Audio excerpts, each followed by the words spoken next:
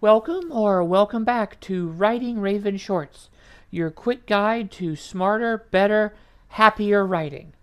I'm Robin Shadle, and today we're tackling a personal question for me as of very lately.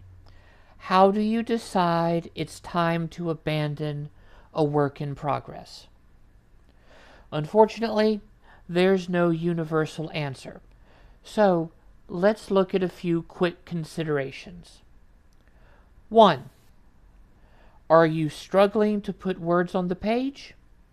If so, ask yourself why the project feels stalled. Are you blocked because you're scared of not doing it justice? Or have you genuinely lost interest in what the story's trying to say?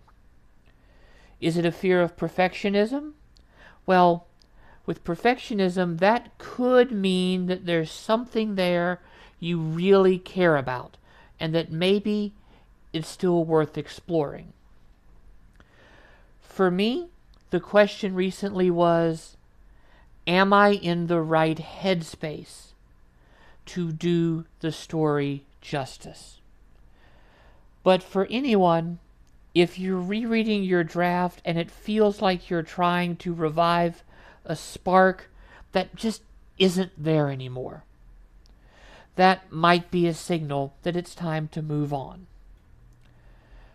Next, you should realize that every abandoned story isn't a loss. In fact, every abandoned writing project teaches you something about voice, about structure, about discipline, about technique.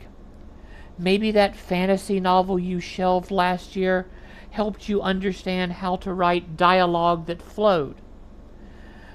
That's process, that's progress, that's learning. Even if the book didn't get finished, you learned something that you can use in your next project.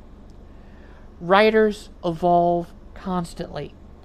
Sometimes a project fits who you were when you started generating the idea, but not who you're becoming as you're writing it. Sometimes it may not be the best time in your life to write that particular novel. I know from experience, when I'm stressed or overwhelmed with life and the world around me, it can be nearly impossible to write light, fluffy, humorous, or genuinely happy pieces.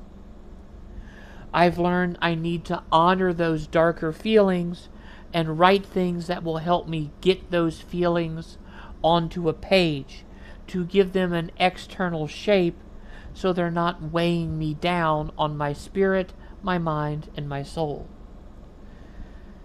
Step 3, salvage what you can. Before you close the file for good, look and see what you can save.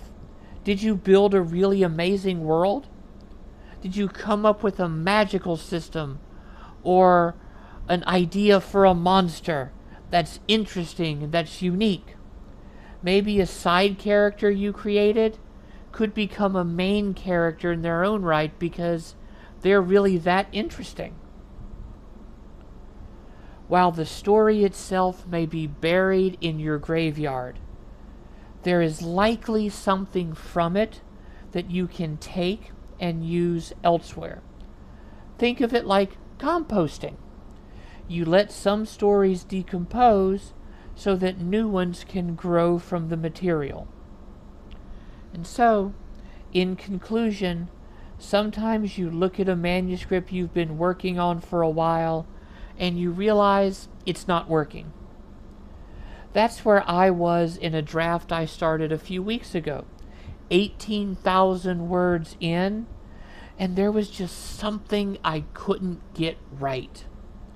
Great idea. I still love the core concept. I love some of the world building I've done, but the tone of the novel was just off, and I couldn't figure out how to get the tone I wanted in a way that was authentic. So I sat and I pondered, and I decided to take the world building and move on to something else.